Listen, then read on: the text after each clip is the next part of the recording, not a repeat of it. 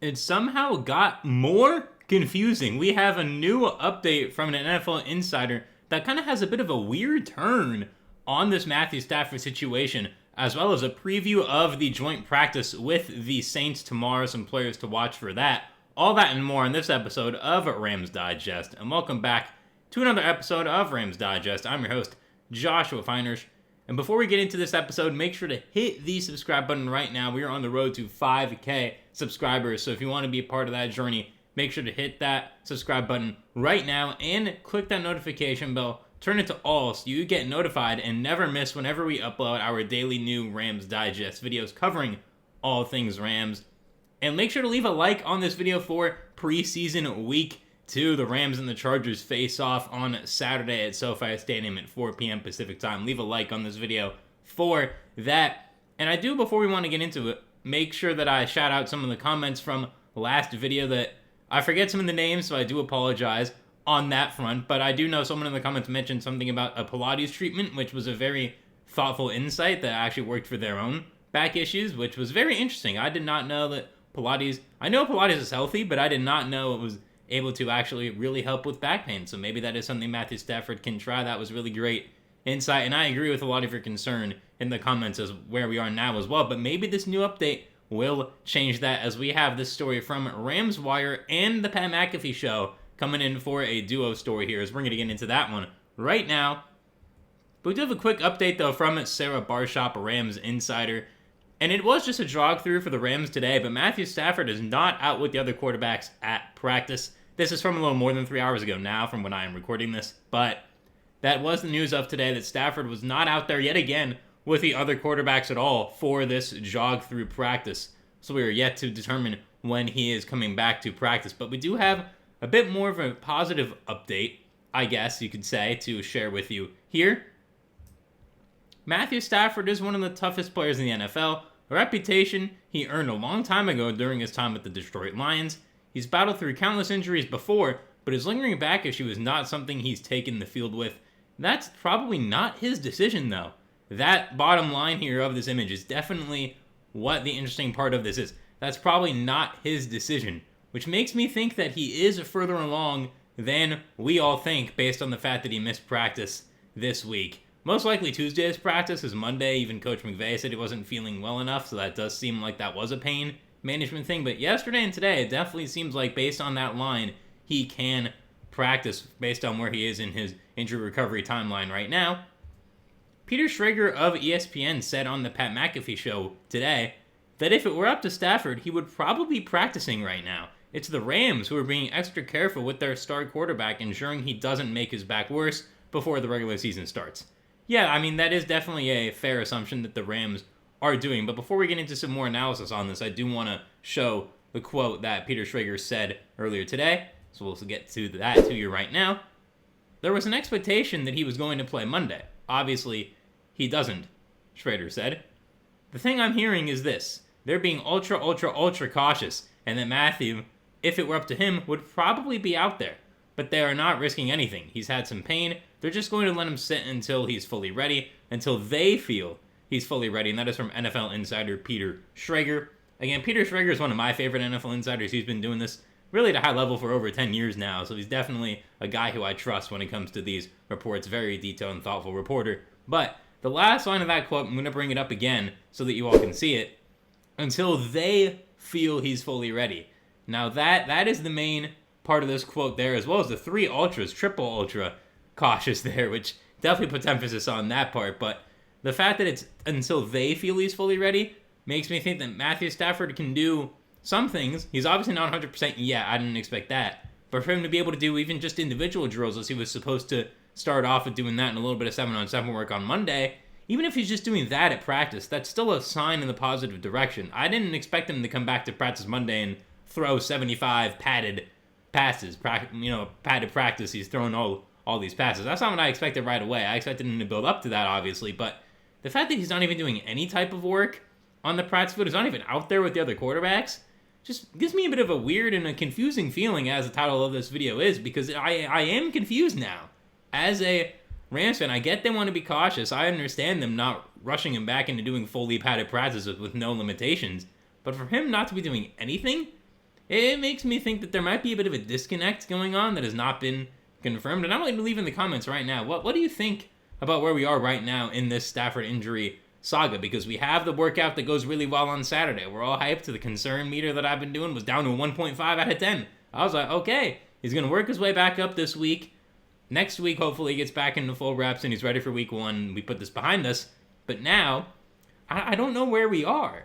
I mean, we're obviously, I would hope, in a better spot than we were when training camp started. I'm sure we are because of the way he looked on Saturday, according to Coach McVay. But until we see him out there on the practice field playing at a 85 to 90% level, I'm not fully confident right now that he's going to play week 1. I'm more confident than I was at the start of camp, for sure.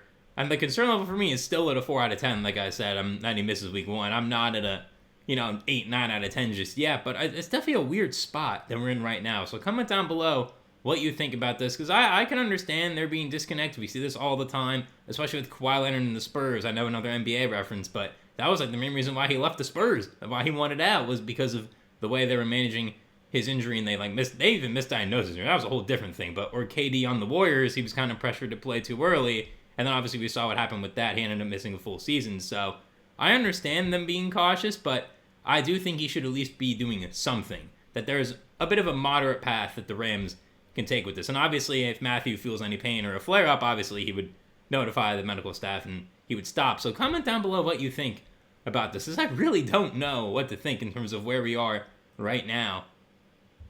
Sean McVay has said several times that Stafford wants to be on the field as badly as anyone, and he indicated the veteran quarterback is frustrated by the fact that he isn't practicing right now. Yeah, I mean, obviously at this point, yeah. Early on, he would be frustrated, but he wouldn't be going all-out frustration mode with media and all that yet, because obviously you have to recover. But I can tell based on this inquiry here that he is definitely feeling like he can do something at least out there on the practice field as it currently stands. That's understandable. Knowing how competitive and tough Stafford is, he probably feels that he can deal with the pain he's currently experiencing in his back. But the Rams don't want to risk further injury, especially after his back didn't respond the way they hoped following Saturday's workout. Having missed the last 3 days of practice, the wait for Stafford's return continues for seemingly another week. Yeah, that is definitely a prude observation there, that he's most likely going to miss this entire week of practice. So you only have 2 more days. Thursday with the Saints, Friday probably be a light walkthrough because you have Saturday's game, and then Sunday is going to be an off day. So this week of practice is most likely gone unless he does do something tomorrow, which who knows, that still could happen, but we don't have any confirmation on whether he will or won't practice yet tomorrow, so it is yet to be determined. But missing a whole nother week now, missing 3 weeks of practice now post-training camp, really getting into preseason, because after preseason game 2, teams know a lot more about their roster, because again, as we mentioned earlier on, cut week is August 21st to 23rd for the entire league, and that game's on the 16th. So after the 16th, you kind of have that 90 to 95% feeling of who at least is going to make the team if healthy. Obviously, some of the guys might make it with some injuries, but you know who your core guys are going to be on the roster by then for all up and down depth positions. So it is very important for Stafford to start getting reps with his guys, especially Devontae Adams, because if that is a new receiver to quarterback receiver duo that needs work in training camp against other defenses. That would be such a positive point for this duo if they get to work in that joint practice. I highly doubt it, because tomorrow being that joint practice, it's not ideal for that to be Stafford's first day back. I hope he's there doing something during that joint practice. I have a feeling he will be. But again, leave in the comments down below your thoughts on this current injury update. And now we have to get into our second story of the video, which is some things to look out for during the Rams and Saints joint practice. And this story is brought to us by Ramblin' Fan, so we'll get into that right now. Well, the Los Angeles Rams do not play starters in preseason games. Many of their key backups don't either. So the team uses joint practices and scrimmages as a proxy for the missed reps. In these scripted and controlled encounters, the non-preseason participants can play contact football at a higher level that is possible against teammates in practice. The team emerged with impressive results from the first joint scrimmage with the Dallas Cowboys prior to their preseason opener, but the second such scrimmage with the LA Chargers was canceled due to player injuries on the Chargers. So the team was left to scramble in a last-ditch effort to fill the empty slot in their schedule. Yes, they were. I mean, obviously we hope the Chargers get healthy soon, because we want to see all these teams at as close to full health as they possibly can be by the start of the regular season and for the entire season. We do not root for injuries for any team or player, but that was unfortunate for both sides because that's a joint practice missed for the Chargers, but the Rams were lucky enough to find a replacement joint practice partner. Their newly scheduled joint practice / scrimmage will be held against the New Orleans Saints on Thursday. The event will be held in Carson, California, a midpoint between the two teams' offseason sites in Woodland Hills and Irvine. There are no details about fan attendance, but due to the rush to coordinate the event, it's expected that this may be a closed session. I would expect that too at this point of the offseason. Again, Carson, CA, if you're wondering where that is not too far away from the Galaxy Stadium. So if you're wondering where Carson is, that is a little fun fact about the city of Carson. But that is besides the point. We'll see how this goes. And hopefully this is scheduled well enough that both teams get a positive outcome from this. Because obviously the fact that this was even able to happen was good for both teams. But we'll see just how much of a positive impact this has for both of them. Now, what will the Rams discover against the Saints in this joint scrimmage? The Rams continue to forge chemistry with the players who are currently healthy. That means it's another opportunity for quarterback Jimmy Garoppolo and left tackle DJ Humphries to prepare for a more probable starting role in Week 1 against the Houston Texans, but they won't be shouldering the burden alone. Yes, that is definitely more so for DJ Humphries, because Alaric Jackson playing in Week 1, again, we don't know that yet, but he's not fully back participating and with no limitations yet. And obviously, Stafford hasn't participated at all in any practice, so we will see. But yeah, now that it is a more probable role, it's definitely important for both of these players to get these first-team reps with the first-team offense. Now that preseason after this week is really starting to wind down, because after preseason Game 3, it's all Texans prep. So sooner rather than later, the Rams will be switching their focus to prepping for the Texans, especially after this preseason game here. So we will need to make sure that Garoppolo and Humphries are at their best. The team appears to be very pleased with its new wide receiver tandem of Puka Nacua and Devontae Adams, but the third wide receiver is still up in the air. So look for reports about either Tutu Atwell or Jordan Whittington to gauge which of the two will be maybe pulling ahead. Is this an opportunity for rookie tight end Terrence Ferguson to finally get some reps in a more realistic competition? He had been nursing an injury, but this could be an ideal opportunity to get some meaningful work in the books. Yes, Terrence Ferguson was back at practice earlier this week from that groin injury, so that is good to see. And I hope he does get a lot of reps here during this practice, because this is his really first chance in this part of the preseason now to really prove himself, prove what he can do. And I hope he gets a few snaps on Saturday, because I think it would be good for him just to even play 1 or 2 series, not play too much, but just to get some reps out there against some other just NFL caliber players, because Oregon's a very good school. They play in the Big Ten. You're playing against competition at the college level. A lot of those guys do end up at least getting shots in the NFL or other pro leagues, but now they're in the NFL. It's very important to get these reps against the first and second team defense. So I do hope Ferguson gets a lot of reps throughout this joint practice as well. And when it comes to Atwell and Whittington, it looks like Montfoto's more that wide receiver 5 role based on what we saw in the preseason game, how much he played, as well as where he's been in practice. So Atwell and Whittington seem to be battling for that third receiver spot. And Atwell has had some drop issues so far in camp again. So did Jamar Chase, and he turned into one of the best receivers in the league for the last 4 years. So that's not everything, but in a wide receiver 3 battle, it does mean a lot more than for a guy like a Jamar Chase. So that is definitely a closer battle than I think a lot of fans think it is right now. So comment down below your thoughts on that. Atwell or Whittington for wide receiver 3. I would go Atwell. He has more experience, and he's on that $10 million a year contract. So the Rams must believe in him enough to make him a starter based on that price tag. In terms of the defense, the team appears to be aiming at starting Nate Landman alongside Omar Spates, but it'll be interesting to see if either Chris Paul Jr. or Sean Dolak can make any headway. They haven't been just been impressive. They both offer tremendous range and better pass coverage skills. Yeah, they do. Chris Paul Jr. and Sean Dolak were awesome in the first week of the preseason. They both had really, really great games. And I do think both are kind of better options than Troy Reeder. I get Reeder has a lot of experience with the Rams, but I do think Chris Paul Jr., obviously being a drafted rookie, I think he's on the team. So it looks like to me it's either going to be Sean Dolak or Troy Reeder. And I really like Dolak. Again, I've mentioned it before. He led all of FBS in tackles last year, and somehow, some way got undrafted, and he looked awesome stopping the run in that game, and a pretty decent pass cover as well. He had a lot of interceptions as well during his time at Buffalo. I think he has a lot more versatility than Reeder. It should make the team over him, so comment that down below as well, what you think about that battle. As far as the edge rushers, LA has Byron Young and Jared Verse inked in, but the rotation behind them is unsettled. Who can show up and lay claim to defensive snaps at the outside linebacker position? The team's secondary has a lot to prove this season. One player who has been doing so is Emmanuel Forbes, but a recent hamstring injury has slowed his momentum. Can he get back on track against the New Orleans Saints? This is an ideal opportunity for the entire secondary to show up. Yes, it is. Nate Valcarcel was amazing in that preseason game, as was Josh Wallace with a lot of open field tackles. Both of those guys, and Cam Lampkin obviously with the pick. So those guys all had great preseason games.